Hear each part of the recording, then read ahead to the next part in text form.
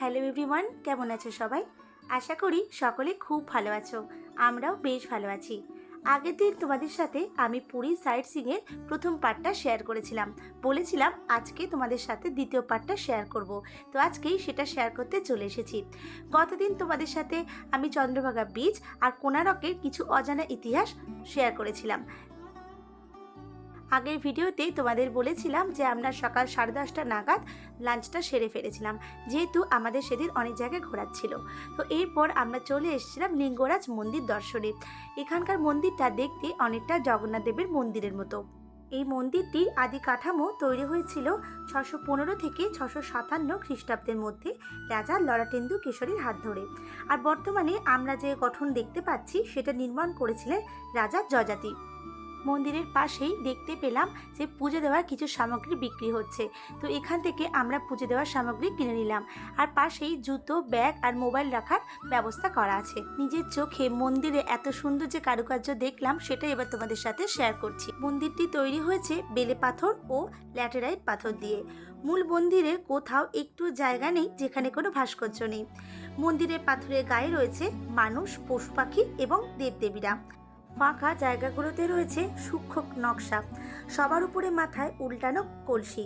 Nut মন্দিরের গায়ে নারী পুরুষের যুগল মূর্তি, নর্তকী, রমণী, মানব জীবনের নানান মুহূর্ত। মন্দিরের প্রবেশদ্বারে রয়েছে সামনের পায়ে ভর করে বসে থাকা দুটো সিংহ। দেখে মনে হচ্ছে যেন দ্বার রক্ষীর ভূমিকায় রয়েছে।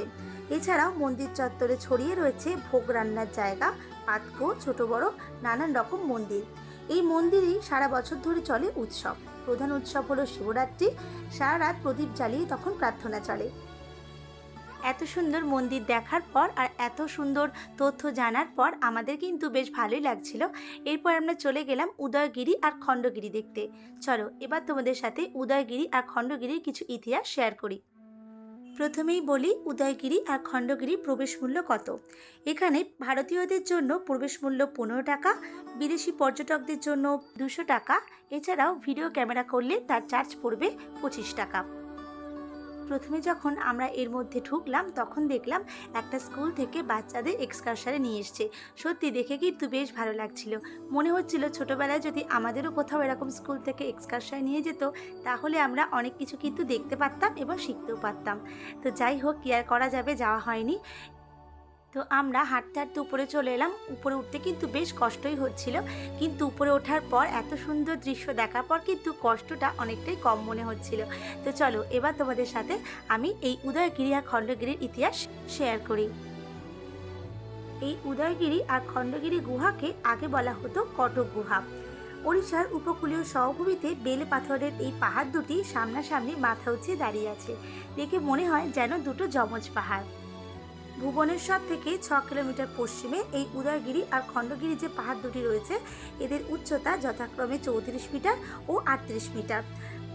এখানে 117টি গুহা থাকা সত্ত্বেও এখন কিন্তু মাত্র 33টি গুহা দেখা যায়। এর মধ্যে উদয়গিরিতে 18টি এবং খণ্ডগিরিতে 15টি গুহা রয়েছে। দুটি মিলিয়ে 33টি গুহা দেখা যায়, যেগুলির মধ্যে কিছুটা প্রাকৃতিকভাবে আর কিছুটা কৃত্রিমভাবে তৈরি হয়েছে। বিশ্বাস করা হয় যে খ্রিস্টপূর্ব 2য় শতাব্দীতে রাজা খারবেলের রাজত্বকালে জৈন সন্ন্যাসীদের সাধনা, ধর্মতত্ত্ব আলোচনা এবং বসবাসের জন্য এটা নির্মাণ করেছিলেন। এই দেখো আমার বর কিন্তু এই বানরগুলোর সঙ্গে খেলা করছে, ওর গায়ে হাত দিচ্ছিল, যদিও আমার বেশ ভয়ই লাগে। তো এবার আমরা খণ্ডগিরির দিকে যাচ্ছি।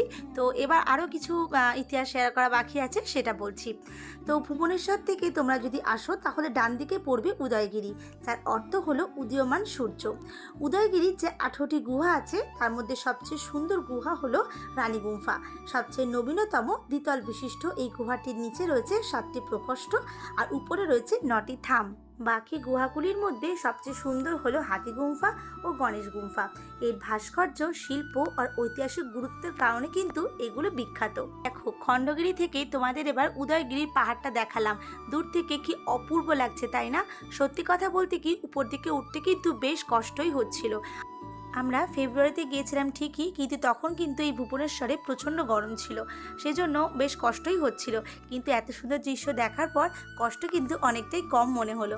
তো তারপর আমরা আরও উপরের দিকে উঠছিলাম। তো আমার বরের হাত আমি আমার ব্যাগটা দিয়ে দিলাম, কারণ ব্যাগটা আমি আর বইতে পারছিলাম না। তো যাই হোক, আস্তে আস্তে উপর দিকে চলে এসেছি। এবার আমি উপরে যাব একটা মন্দির দেখতে। মন্দিরটা কিন্তু বেশ সুন্দর। চলো তোমাদের সাথে এবার ওই মন্দিরটাই শেয়ার করি।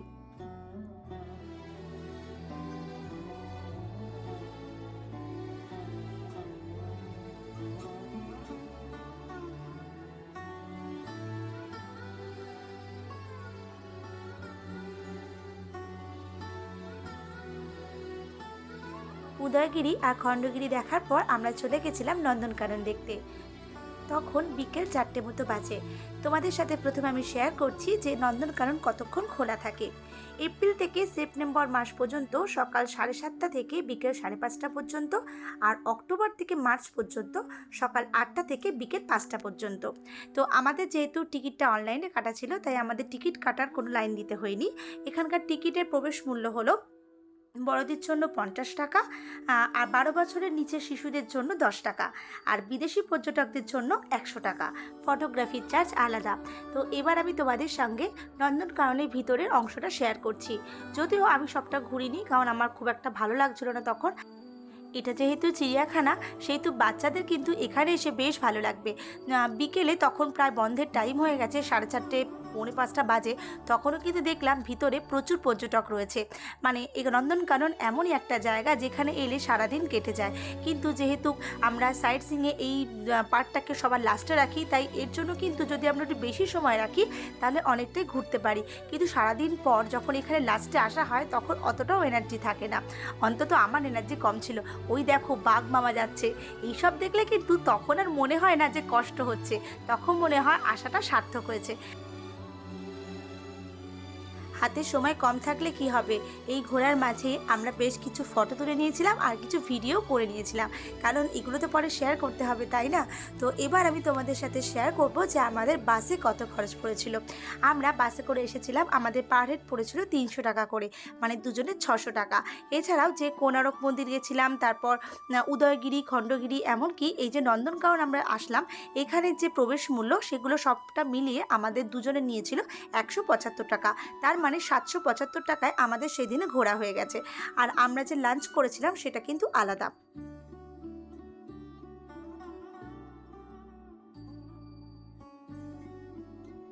নন্দনকানন থেকে বেরোনোর সবশেষে আমরা দেখেছিলাম উট পাখি। তো তখন মোটামুটি বিকেল 5টা বেজে গেছে, বন্ধের সময় হয়ে এসেছে। আর তখন অলরেডি বাঁশি বাজাচ্ছিল বন্ধ হয়ে যাচ্ছে বলে, তাই আমরা আর লেট করলাম না, বেরিয়ে এলাম। তো তখন কিন্তু বেশ খিদে পেয়ে গেছে, স্বাভাবিক, বুঝতেই পারছো, সকাল 10:30টায় খেয়েছি। তো তখন আমরা বাইরেতে বেরিয়ে এসে প্রথমেই কিছু খাওয়া দাওয়া করেছিলাম। বেরিয়ে এত খিদে পেয়ে গেছিলো, তো প্রথমেই আমরা খেয়ে নিয়েছিলাম গরম গরম চা, তারপর খেয়েছিলাম কিছু ফ্রুটস, আর সবশেষে খেয়েছিলাম এই দই বড়া। তো টেস্ট খুব একটা ভালো লাগেনি, কিন্তু এত খিদে পেয়েছিল যে না খেয়ে আর পারিনি। তারপর রাত 8:30 নাগাদ আমরা চলে এলাম স্বর্গদ্বার বিচের ধারে। সেখানে আমার বড় মশাই খেলো কর্ন চাট, মানে আগের দিন যে দোকান থেকে খেয়েছিলাম এত ভালো লাগলো যে পরের দিনও সেই দোকান থেকে খেয়েছিলাম। তো এরপর আমরা একটু হোটেলে গিয়ে ফ্রেশ হয়ে নিয়ে রাত 10:30 নাগাদ বেরিয়েছিলাম ডিনার করতে। গেছিলাম 13 পার্বণ রেস্টুরেন্টে, কিন্তু সেটা বন্ধ হয়ে গেছিলো, তাই চলে গেলাম পাশের একটা হোটেলে। সেখানে সেদিন আমরা নিরামিষ খেয়েছিলাম। তো সেই থালিটাই তোমাদের সাথে শেয়ার করছি। এটা আমাদের নিয়েছিল মোটামুটি 100 টাকা মতো করে। থালিতে ছিল ভাত, ডাল, পাঁপড় ভাজা, আর ছিল ফুলকপি আলুর রসা, তার সাথে ছিল ধোকার ডাল্লা, আর চাটনি তো ছিলই। আর টেস্ট কিন্তু খুব একটা খারাপ ছিল না, সত্যি বলতে সারাদিন এত ধকল গেছে, তো তারপর এই খাবারটা কিন্তু খুব একটা খারাপ লাগেনি। তো এই ভিডিওটা আমি এখানেই শেষ করছি, দেখা হচ্ছে নেক্সট ব্লগে। ততক্ষণে সকলে সুস্থ থেকো, ভালো থেকো।